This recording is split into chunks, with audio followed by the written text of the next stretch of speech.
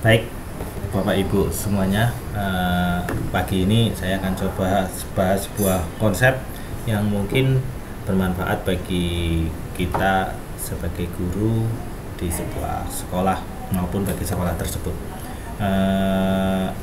Apa itu konsep yang saya coba sampaikan? Itu tentang ini. Mari kita bangun channel YouTube sekolah. Kenapa kita bangun channel YouTube sekolah? Ide ini harus kita tuangkan untuk membuat channel YouTube sekolah. Karena begini, nanti kita ulas satu-satu. Nah, sebelum kita ulas satu-satu, silakan subscribe dulu dan nyalakan loncengnya. Oke, sudah, terima kasih. Berikutnya kita mulai dari sasaran channel sekolah tersebut. Sasaran channel sekolah tersebut yang pertama pastinya siswa kita. Di sebuah sekolah menengah atas ataupun SMK atau SMA, itu jumlah siswanya kebanyakan di atas 500 siswa atau bahkan lebih. Ada yang tempat kami itu sampai mendekati sekitar 900-an siswa. Sangat ideal untuk sasaran channel sekolah. Kemudian sasaran channel berikutnya lagi adalah untuk guru-guru di sekolah tersebut. Itu termasuk pangsa pasar dari channel sekolah. Nah, alumni ini juga termasuk sasaran channel sekolah yang sangat-sangat luas, karena alumni itu kan sejak berdirinya sekolah tersebut sampai tahun ini, sehingga ada sangat banyak, ada ribuan alumni yang bisa sebagai sasaran channel kita. Nah, selain itu juga wali siswa tentunya. Wali siswa itu juga sebanyak jumlah siswa. Nah, itu juga bisa sebagai sasaran channel sekolah kita. Calon siswa yang akan masuk ke sekolah kita itu juga termasuk sasaran dari channel sekolah, karena biasanya mereka akan mencari informasi-informasi tentang sekolah yang akan kita tempati, sekolah yang akan kita daftar.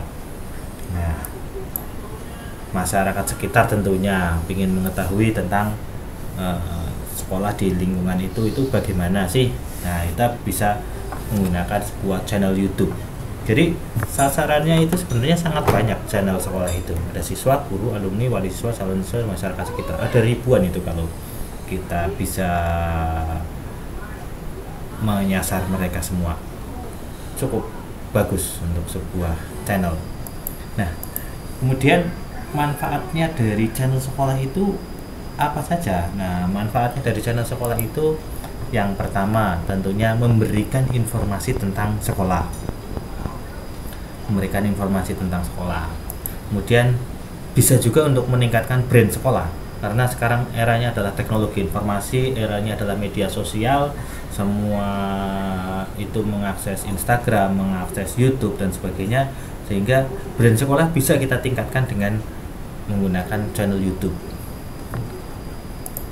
Kemudian juga sebagai ini sarana melepas rindu alumni, karena alumni itu kan biasanya tersebar di mana-mana, tidak hanya di sekitar daerah sekolah tersebut ada. Nah, mereka melepas rindunya salah satunya dengan melihat channel YouTube sekolahnya dulu. Nah, bahkan ada loh yang sampai melepas rindunya itu melihat Google Map yang versi lihat jalan itu loh. Nah, jadi kan mereka begitu membutuhkan sebuah sarana untuk melepas kerinduan. Nah, salah satunya adalah tentunya channel YouTube yang bisa kita kembangkan untuk melepas rindu para alumni yang ada di mana-mana. Nah, kemudian selain itu manfaatnya juga tentunya bisa sebagai pendapatan sampingan bagi pengelola konten di sekolah tersebut.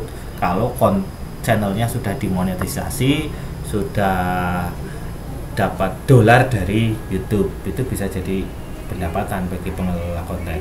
Karena dengan sasaran yang besar, tentunya ini akan cepat berkembang kalau channel sekolah. Nah, berikutnya adalah jenis konten yang bisa kita sajikan di channel sekolah. Jenis kontennya itu sangat banyak, sangat kaya itu kalau channel sekolah. fasilitas sekolah bisa kita sampaikan sebagai sebuah konten sekolah, bisa secara keseluruhan sebagai profil sekolah secara keseluruhan bisa. Kemudian per ruang kita ulas satu-satu per ruang biar banyak kontennya, bisa. Misalkan ruang bahasa fasilitasnya ini, gurunya ini, proses pengajarnya begini. Ruang UKS misalkan ada perawatnya, sarana kesehatannya bagaimana dan seterusnya. Indoor olahraga ada apa saja bisa itu ya, per ruang, sehingga kontennya tidak akan ada habisnya. Nah,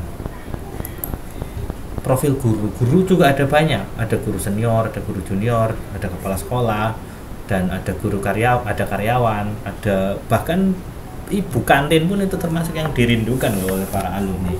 Nah, bisa itu kita angkat sebagai sebuah konten dari channel YouTube yang membahas tentang sekolah ya, profil guru, profil karyawan, profil ibu kantin, profil pak satpam, bisa untuk kita jadikan konten.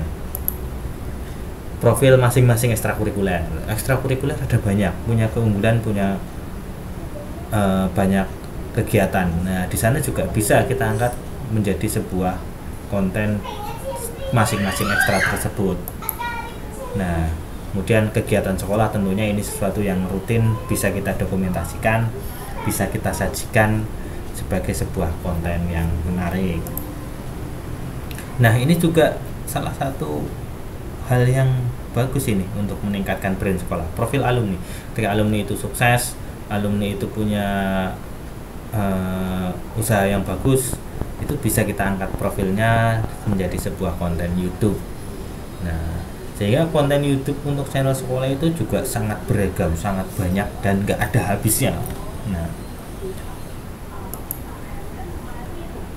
profil siswa berprestasi juga bisa kita angkat sebagai sebuah konten. Nah, lalu tentunya konten-konten tersebut yang sangat banyak itu kan harus kita atur peluncuran kontennya biar ada ritmenya, biar para subscriber di channel kita itu akan menunggu di hari-hari tertentu di mana konten tersebut diluncurkan. Nah, akan kita sampaikan konten dipost dengan jadwal tertentu, misalkan seminggu 2 kali, misalkan hari Rabu dan hari Sabtu, sehingga para subscriber akan melihat channel kita di hari Rabu dan hari Sabtu, barangkali ada peluncuran konten baru yang menarik di channel sekolah tersebut.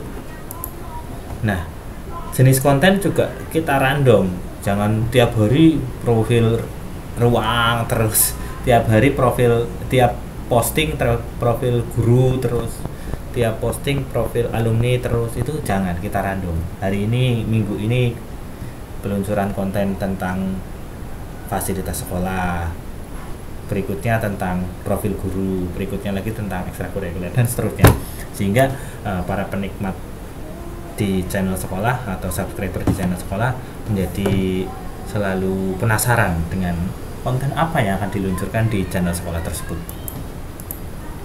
Nah, peralatan yang dibutuhkan untuk membangun sebuah channel YouTube sekolah itu apa saja sih? Nah, ini juga perlu kita perhatikan terkait dengan kualitas dari channel YouTube sekolah yang kita buat nantinya. Yang pertama tentunya yang paling sederhana ini, HP Android. Pasti semua ada. Dengan HP Android tidak bisa membuat sebuah konten-konten channel YouTube yang sederhana.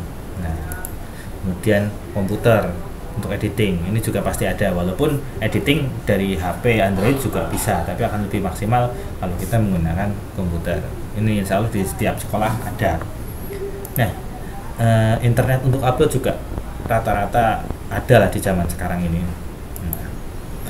Nah, ini kamera DSLR jika ada, sehingga hasil konten video yang dihasilkan itu menjadi lebih berkualitas. Kalau memang ada, bisa pakai itu, sehingga hasilnya lebih bagus, para penikmat gambar videonya menjadi lebih puas, sehingga mungkin lebih banyak dilihat.